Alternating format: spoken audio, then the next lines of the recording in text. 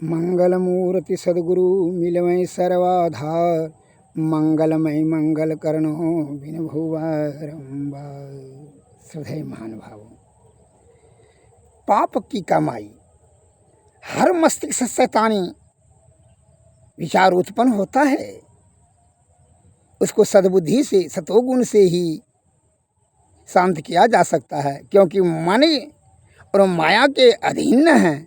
इसलिए मन विषय आपूर्ति करने के लिए आपको कुबुद्धि उत्पन्न करते रहेगा और तृष्णा की तृप्ति कर, तृष्णा की इंद्रिय विषयों की तृष्णा की तृप्ति करने के लिए नाना प्रकार का आपको जो है क्या करेगा, वह विषय की तरफ ढकेलेगा।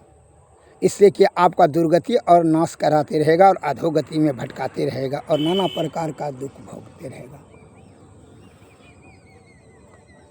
मैं एक आपको बता रहा हूँ कि पाप का कार्य करके सोचता है कि इंद्रिय सुख की तृप्ति कर लेंगे, हम सुखी हो जाएंगे, जिसके कारण से वह और ताप में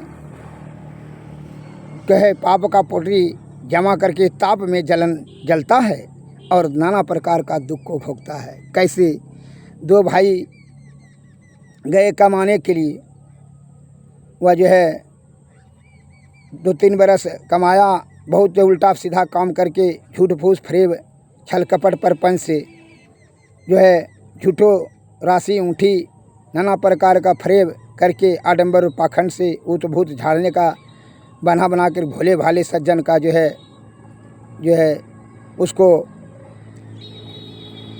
असत्य पथ भ्रष्ट करके जो है वह 1 लाख रुपया करीबन कमाया।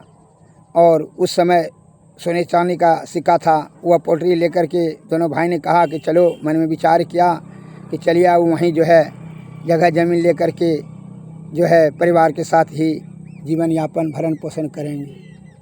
तो कहा, मन में कहा कि हाँ ठीक है, चलिए भैया। जब वह पोटरी लेकर के आ रहा था तो जब छोटका भाई पोटरी माथा पर रखता था तो उसका मन में दुर्भावनाएं पैदा होती थी कि भैया को अगर यदि हम खून कर दें तो यह सभी पैसा हमरे हो जाएगा। जब बड़का भाई ने पोटरी धन का पोटरी माथा पर लेता था तो उसके भी मन में यही दुर्भावनाएं पैदा होती कि अगर छोटका को हम मार दें या मर जाए तो जो है सब पैसा हमरे हो जाएगा, तो अकेले हमको 10 बीघा ज़मीन खरीद करके सुख भोग विलास करेंगे। इस प्रकार से दुर्भावनाएं उत्पन्न होता था। लेकिन दोनों भाई में पढ़े लिखे थे, लेकिन जो है दोनों भाई में अत्यंत प्रेम भी था। लेकिन यह प्रेम होने के तत्पश्चात भी धन के कारण से दुर्भावनाएं पैदा मन में होता था दोनों भाई को। तो अंतिम में घर के निकट जब पहुँचते था, गांव में पहुंचा, तो उसने कहा भैया कि जब पोटरी मथा पर लेते हैं तो मन करता है कि आप काम खून कर दें। तो बड़ा भाई ने कहा, अरे भाई, हमरे भी मन में जब हम पोटरी या धन का पोटरी मथा पर लेते हैं तो मेरा भी मन भी करता है कि तुमरा हम खून कर दें और सब धन हमरे हो जाए। कहा भैया, यह पाप का कमाई हम लोगों को दुर्गति नाश करा देगा भैया, अतः इसको फेंक देना ही उचित है। तो कहा हाँ तुम ठीक कहते हो मेरे भाई, ठीक हो, ये फेंक देना ही उचित है। कहा अरे 2 साल लग गया है कमाने में, क्या फेंकेंगे, चलो ना इसको बुद्धि से खर्च करेंगे, अपना ज्ञान से ये सब पाप को रोकेंगे। कहा भैया नहीं, हाँ दोनों भाई कहते कहते गांव के निकट, अब गांव से भी जो है अपने घर के निकट चले गए पिछवाड़े में। कहा भैया फेंक दो, नहीं तो ये कोई बहुत बड़ा भयंकर अनिष्ट करा देगा भैया। कहा ये पोटरी को जैसे मथा लेते हैं तो पाप नाचने लगता है। कहा ठीक बोलते हो, लो फेंकिए दो। तो अपने बाड़ी में ही उसको फेंक दिया, पोटरी को, जो धन का पोटरी था वो फेंक दिया और घर चला गया। घर जाने के बाद जो है उसकी बहन आई थी, तो कहा कि साल भर से आए, खाना पीना खाए। उसकी पत्नी बड़ी खुश हुई। दोनों जो है भाई की पत्नी ने कहा कमा को कुछ न लें। कहा अच्छा आप कमाएंगे, यहीं जो है काम धंधा वहाँ नहीं हुआ। झूठ बोला। कहा ठीक है, अच्छा कोई बात नहीं है। इसकी बहन जब निकास पेशाब के लिए गई बाड़ी में तो देखा कि पोटरी है, तो पोटरी को लात से ऐसे ढका लगा, सिक्का खनखनाया। वह खोल के देखा कि सोने चांदी का सिक्का है। उसने उसको छिपाने के लिए कि छिपा करके अपने ससुराल लेकर चले जाएंगे, चली जाऊंगी। इस प्रकार से उसने मन में विचार करके कुदाल घर से ला करके वह बाड़ी में खदा खान करके उसको गाड़ना ही चाह रही थी। तो उधर से उसका भौजाई आ गई, उसके भाई की पत्नी आ गई। कहा कि बड़ा देर से क्या कर रही है बाड़ी में। देखा वो पोल्ट्री गाड़ रही थी, तो पोल्ट्री में देखा तो धन था। तो अब तो उसकी ननद भौजाई दोनों, ननद ने सोचा कि अब तो भौजाई देख लिया तो भैया ने तो ले लेगा पोल्ट्री। तो भौजाई को जो है अब तो बड़ा मुश्किल है, अब ये बात धन कैसे पचाएंगे। कहा है कि अब ये तो हमारा धन ले लेगा हमारा भाई ने। तो कोदला से अपने भौजाई का गला काट दिया, भौजाई उस जगह मर गई। अब जो है उसका पति जब वहाँ घर में था, खाना पीना खाया था, तो उसने मन में विचार किया बड़ा देर से बाड़ी से आ नहीं रही है, क्या बात है। जा कर के देखा तो वह जो है देखा कि अपनी पत्नी का गला कटा है, वह जो है पोल्ट्री धन उगाड़ रही है। उसने कहा हल्ला कराया, बस उसका भाई भी आ गया, सब माँ बाप सब आ गया। कल के देखिए क्या कर रहा है। पुलिस भी आ गई, गांव वाला हल्ला हो गया कि जो है इसके कारण से गांव वाला ने फ़ोन कर दिया, पुलिस आ गई। पुलिस ने जो है उसके बहन को भी पकड़ लिया। उसके भाई ने कहा कि यह धन किसने लाया, तो उसके भाई को भी पकड़ लिया। यह भाई बहन दोनों भाई और ये बहन जो है फंस गई मर्डर केस में। बहन और दोनों भाई की धन जो है पाप से जमा किया, इसी कारण से इसकी मृत्यु हुई। दोनों भाई और यह स्त्री दोनों एवं प्रकार से तीनों कानून के शिकंजे में फंस गया और दंड मिला कानून से। इस प्रकार से दुर्गति हुआ। अतः पाप का कमाई से कोई भी सुख प्राप्त आनंद प्राप्त करना चाहते हैं, यह उसकी सबसे बड़ी भारी भूल है। इसीलिए संत महात्मा लोग कहते हैं कि यह तन कर फल विषय अनुभाई, स्वर्ग में अल्प अल्प दुखदाई। हे भाई, यह तन विषय भोग के लिए केवल प्राप्त नहीं किया है, मिला है प्रकृति द्वारा। स्वर्ग का भी सुख, इंद्रिय सुख क्या, स्वर्ग का भी सुख त्याग करके तू ईश्वर की प्राप्ति करने में अपना बल बुद्धि और आयु को खर्च कर। इसी में जीव आत्मा का कल्याण होगा, अन्यथा दुर्गति और अधोगति में जो है जन्म मरण के चक्कर में फंसकर नाना प्रकार के दुख को भोगेगा। इसलिए इसके लिए विषय का त्याग, साधु की संगति, अध्यात्म का ज्ञान, सत्संग, भजन और सद्गुरु के चरणों की सेवा से, उनकी कृपा से जुक्ति से भक्ति से तब मुक्ति प्राप्त होगा। तो विषय का त्याग और ब्रह्म तत्व का दर्शन सहज अवस्था बिना सद्गुरु की कृपा से अत्यंत दुर्लभ है। अतः सद्गुरु के शरण में जाना अति अनिवार्य है, तभी विषय त्याग और ब्रह्म तत्व का दर्शन और सहज अवस्था प्राप्त होगा। अवश्य छल कपट परपंच से जो है या कुबुद्धि से पाप ताप से यह जीवात्मा दूषित हो चुका है। अतः जिसके कारण से विषय की आसक्ति से यह भूल गया, अब सद्गुरु के शरण में जाना अति अनिवार्य है।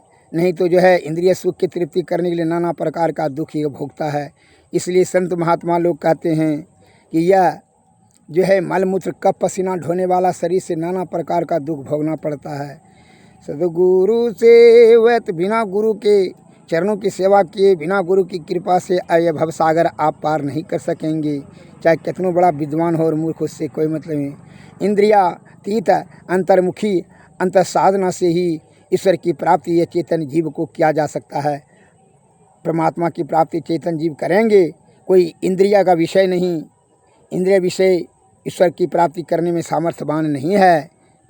अतः इंद्रियों की आसक्ति का परित्याग करना सर्वोत्कृष्ट कार्य है और सद्गुरु के शरण में जा कर के ही यह कार्य सिद्ध आपको होगा। इसलिए संत महात्मा लोग कहते हैं कि सूरत संहारो अधर चढ़ाओ, झिलमिल ज्योत जगाओरी, तारा झलके दामन दम के, दीपक ज्योति उगाओरी, चांदनी चंद सुर पर खं, आत्मय अनुभव पाओरी, 5 3 मन न्यारा हो के, सत शब्द मिल जाओरी, शांति लाभ का जतन यही है, सब संतन ने गायोरी, देवी साहब प्रचार करे, यही में ही साई सुनायोरी, सूरत समारो यधर चढ़ाओ, झिलमिल ज्योत जगाओरी। श्री सद्गुरु महाराज की जय। संत महात्मा ने संत की वाणी में आया है, सतगुरु सेवत गुरु को सेवत मिटत सकल दुख झीला रे। यह दुनिया दिन चारि बसेरा, यहाँ ना तेरा मेरा रे। मेरा तेरा दो यम के हाथे, पकड़ी पकड़ी जिन्हें घेरा रे। सतगुरु बिन ना कोई कबहूँ, जो तोड़े यम घेरा रे। याते उठो सतगुरु हेरो, सेव करो बहु तेरा रे। तन मन धन या तम तिनके पद, अर्पि वचो यम फेरा रे। जागृत जिंदा सतगुरु जग में, सब जिन को कर जोड़ा रे। बाबा सतगुरु देवी साहब, जापद को मही चीरा रे। सतगुरु सेवत गुरु को सेवत, मिटत सकल दुख झेला रे।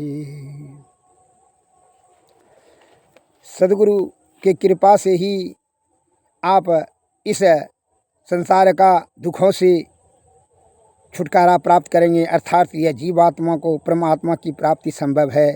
अतः नहीं तो यह पाप ताप इंद्रिय सुख के लालच में आकर के पाप ताप जमा कर लीजिएगा, जिसके कारण से आपको जमराज के चक्कर में फंस कर के कर्म फल का भोग को भोगना हो जाएगा, और तब नाना प्रकार का दुर्गति जीवात्मा को भी होगा यह मन और माया के चक्कर में।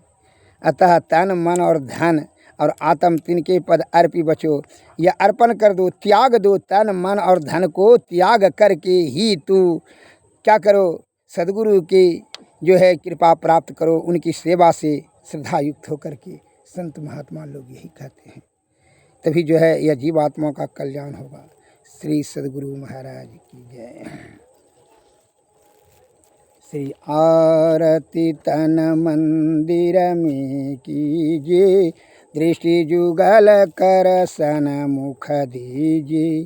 चमकै बिंदु सूक्ष्म यति उजल, ब्रह्म ज्योति अनुपम लख लीजिए। जगमग जगमग रूप ब्रह्मांडा, निरखी निरखी ज्योति तज दीजिए।